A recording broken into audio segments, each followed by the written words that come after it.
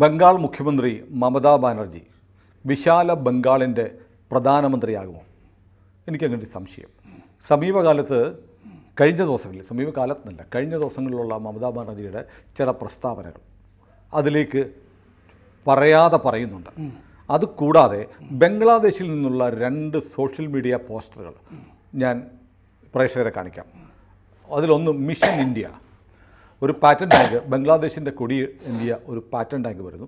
കുറേ ടാങ്കുകൾ വരുന്നുണ്ട്. ഏറ്റവും മുന്നിൽ വരുന്ന ബംഗ്ലാദേശിൻ്റെ കൊടി ഏന്തിയ ഒരു ടാങ്ക് ഇന്ത്യയിലേക്ക് വരികയാണ്. അതിൻ്റെ പിന്നാലെ വേറെയും ടാങ്കുകളുണ്ട്. പക്ഷേ പിന്നാലെ വരുന്ന ടാങ്കുകളിൽ ഞാൻ കാണുന്നത് ചെങ്കൊടിയാണ്. അത് ചൈനയെ നമുക്കറിയാമല്ലോ, ചൈനയുടെ താല്പര്യം. എന്നിട്ട് അതിൻ്റെ കുറിപ്പ് ഇൻഷാ അള്ളാ വൺ ഡേ മിഷൻ ഇന്ത്യ, ഇൻഷാ അള്ളാ ഒരു ദിവസം നമ്മൾ ഇന്ത്യ പിടിക്കും. അടുത്തത് എൻ്റെ ഇരിക്കുന്നത് ഒരു പുതിയ മാപ്പ്, ബംഗ്ലാദേശിൻ്റെ വിശാല ബംഗാളിൻ്റെ മാപ്പാണ്. അതിനകത്ത് ആ മാപ്പിൽ ഇന്ത്യൻ സംസ്ഥാനങ്ങളായ നാഗാലാൻഡ്, മണിപ്പൂർ, ത്രിപുര, ആസാം, മേഘാലയ ഇത്രയും ഭാഗങ്ങളും കൽക്കത്ത ഉൾപ്പെടെയുള്ള ബംഗാളിൻ്റെ ഭാഗങ്ങളും ചേർത്തിട്ട് വിശാല ബംഗാൾ, ഇതിൻ്റെ മാപ്പും വന്നിട്ടുണ്ട്. നമ്മുടെ നാട്ടിലെ മാധ്യമങ്ങളൊന്നും റിപ്പോർട്ട് ചെയ്തിട്ടില്ല. അതായത് ബംഗ്ലാദേശിൽ ഇപ്പോൾ ഉണ്ടായിരിക്കുന്ന ജമാഅത്തെ ഇസ്ലാമി സർക്കാരിൻ്റെ ലക്ഷ്യം ബംഗ്ലാദേശ് വിശാല ബംഗാൾ എന്നുള്ള ആശയമാണ്.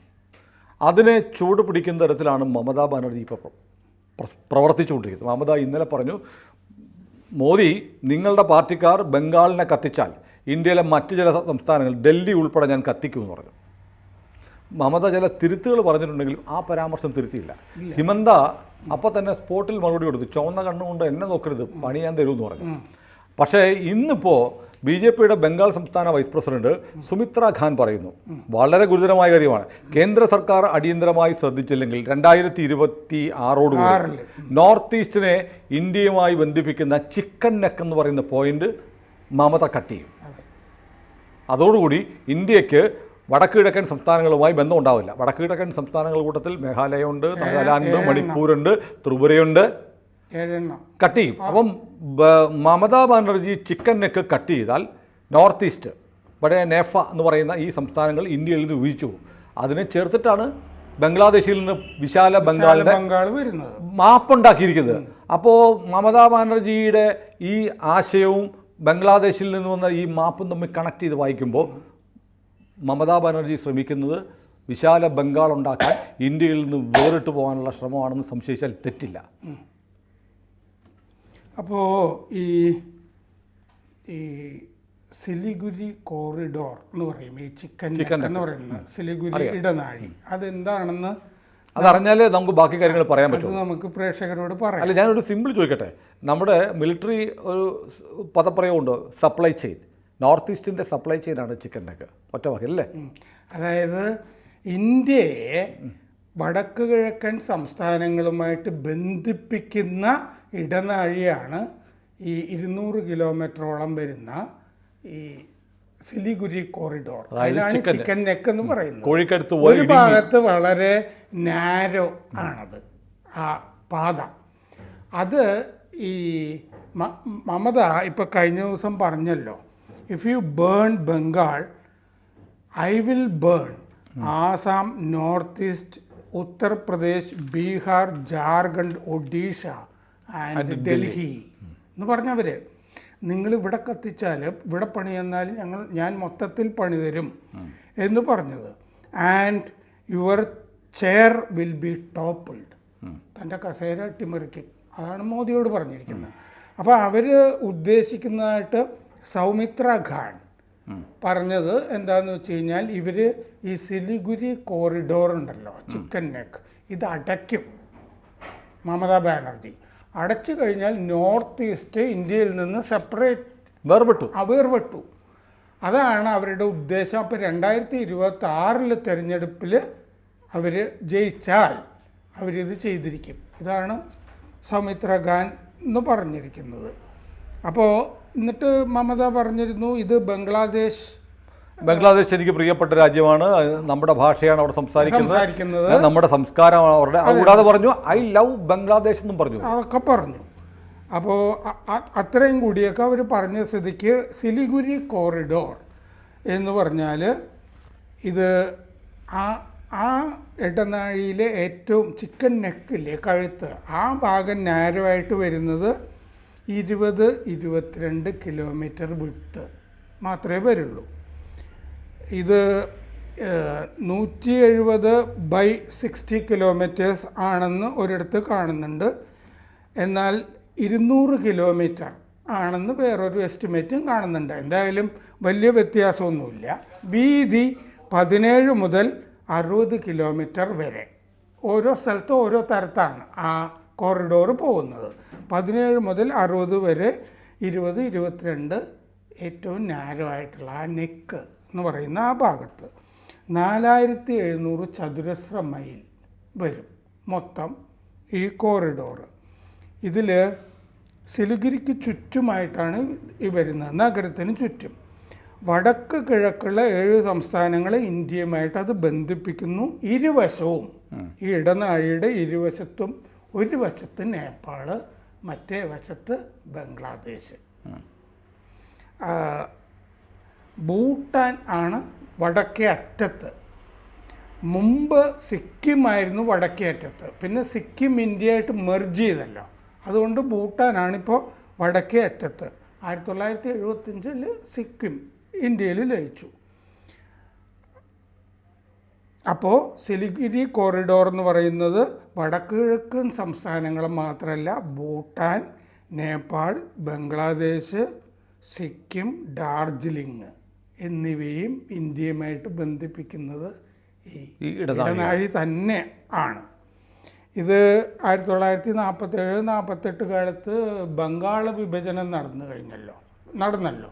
അങ്ങനെയാണ് ഈ കോറിഡോർ ഇപ്പോൾ രണ്ടിൻ്റെ ഇടയ്ക്ക്, വടക്ക് കിഴക്കിനും ഇങ്ങോട്ടും ഇടയ്ക്കായിട്ട് നിലനിൽക്കുന്നത്. സിക്കിമിനും ഭൂട്ടാനും ഇടയിൽ ഈ പാതയിൽ തന്നെ ചുംബി താഴ്വര ഉണ്ട്, ചുംബി വാലി. തെക്കേ അറ്റത്താണ് ഡോക്ലാം. ആ സംഘർഷമൊക്കെ നടന്ന സ്ഥലം ഡോക്ലാം. ആ സംഘർഷം നടന്ന സ്ഥലം. ഇടുങ്ങിയ സ്ഥലത്ത് ഏറ്റവും നാരോ ആയ ഭാഗത്താണ് മേച്ചി എന്ന് പറഞ്ഞ നദി, പുഴ ഒഴുകുന്നത്. അവിടെയും താഴ്വരയും കാര്യങ്ങളും ഒക്കെ ഉണ്ട്.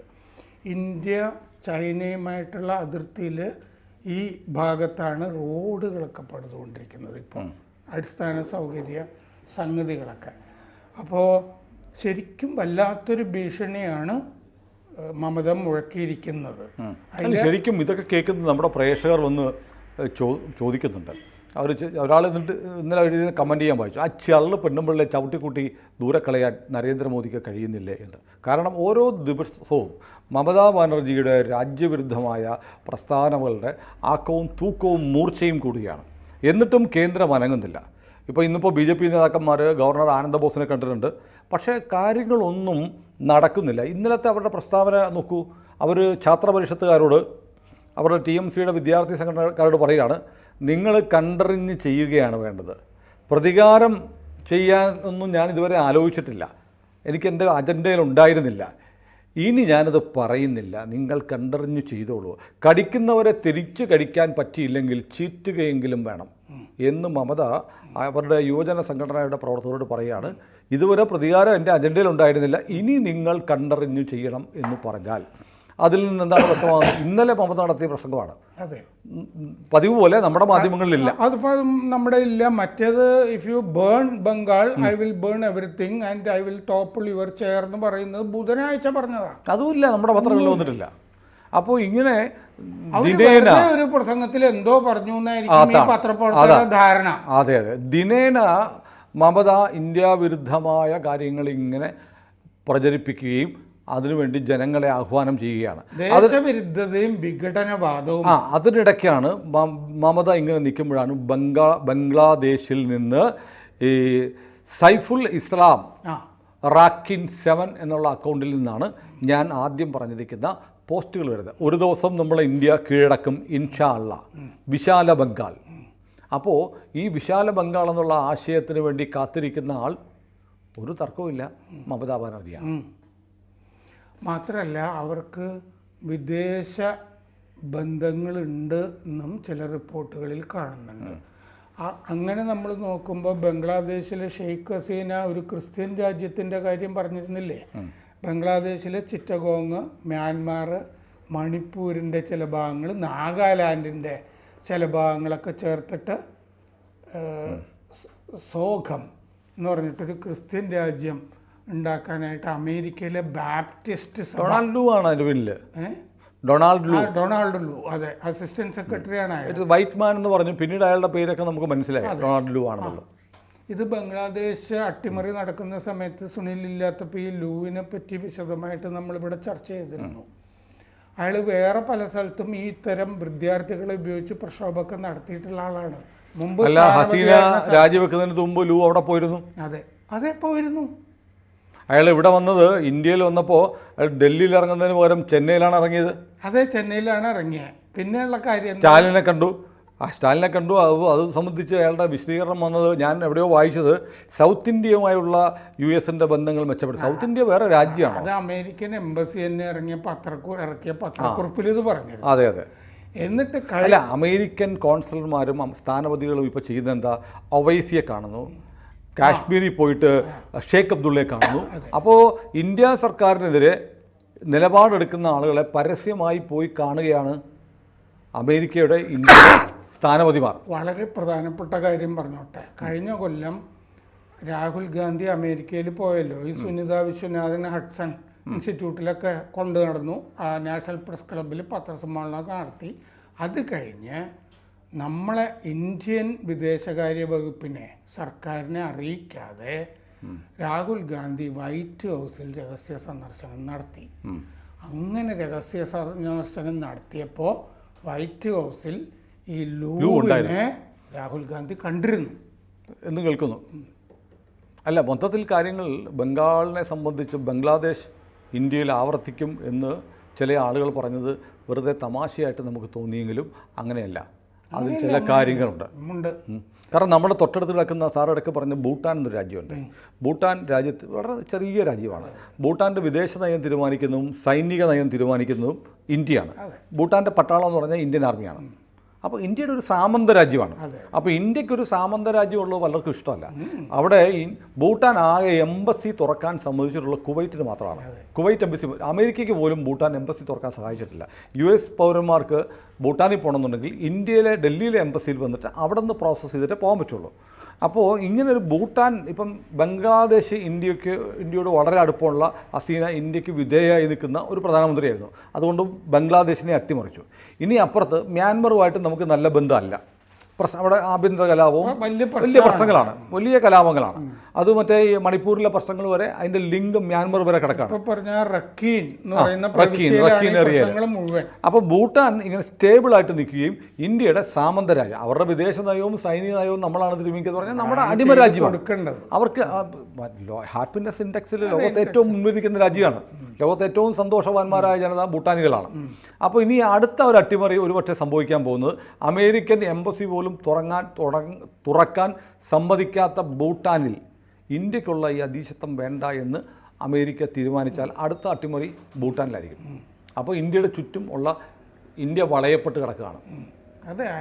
അതിലേക്ക് കൊണ്ടുവരികയാണ്. അയലത്തൊക്കെ പ്രശ്നം ഉണ്ടാക്കുക. അതെ, അയലത്തൊക്കെ പ്രശ്നം ഉണ്ടാക്കുക, അതിലേക്ക് നീങ്ങുകയാണ്. അതിൻ്റെ ഒരു ടോർച്ച് ഹോൾഡ് ചെയ്യുന്ന ആൾ, പന്തം, ആ പന്തം, ടോർച്ച് എന്ന് പറഞ്ഞാൽ ആൾക്ക് മനസ്സിലാകത്തില്ല, ആ തീപ്പന്തം കയ്യിലെന്തി ഇന്ത്യയെ വിഘടിപ്പിച്ച് കത്തിക്കാൻ നിൽക്കുന്ന ഒരു മറുതയായി മാറുകയാണ് മമത. അതെ, യക്ഷി എന്നും പറയാം. ഈ വെളുത്ത സാരി കൊടുത്താണല്ലോ പ്രത്യക്ഷപ്പെടുന്നത്.